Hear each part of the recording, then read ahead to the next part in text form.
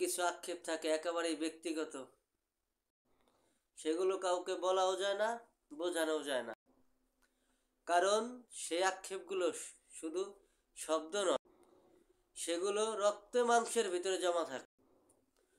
অদৃশ্য ক্ষত আর নিঃশব্দ কান্না, হাহাকার। হায় দীপঙ্কর দা। আর কিছু কথা, বিশেষ করে যে অনেকে জিজ্ঞাসা করেন দীপঙ্কর দাদার বাসাটা কোথায়। দীপঙ্কর দাদার বাসাটা হচ্ছে সিলেটে গোপাল টিলায়। আর তারা বাবা তুই না আসলে কি তোদের নির্বিশেষে মায়ের কান্না তো মাই থাকে, বাবা মায়ের কান্না শুধু বাবারে এখনো বিশ্বাস করি না যে তুই যে মারে আসবে মায়ের কোল খালি করো না। লাস্ট সৎকার্য করা হয়। হে বড় ভাই শ্রদ্ধেয় দীপঙ্কর দাদা, গেলা পায়ে হেঁটে আর আসলা কাফিনের বক্সে করে। তাদের গ্রামের বাড়িতেই, আপনার গ্রাম কিছুটা সাইডে, ঠিক আছে। তো সবাই তার জন্য আশীর্বাদ ও দোয়া করবেন, সে যেন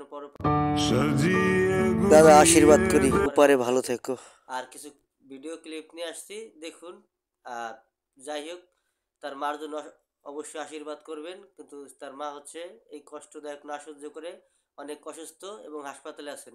আশা করি সবাই ভালো থাকবেন। আর পারলে ভাইটার চ্যানেলটি দীপঙ্কর দাদা আসলে কি হাসি লেগেছিল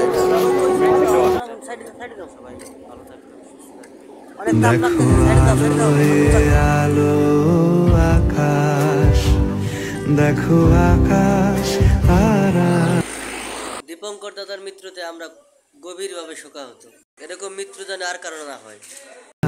ভরা দেখো যাওয়ার পথের পাশে ছোটে হাওয়া পাগল পারা। আসলে কি বিশ্বাস হয় না যে দীপঙ্কর দাদা আমাদের মাঝে আর নাই। এই আশা নিয়ে আমার ভিডিওটা এখন শেষ করছি।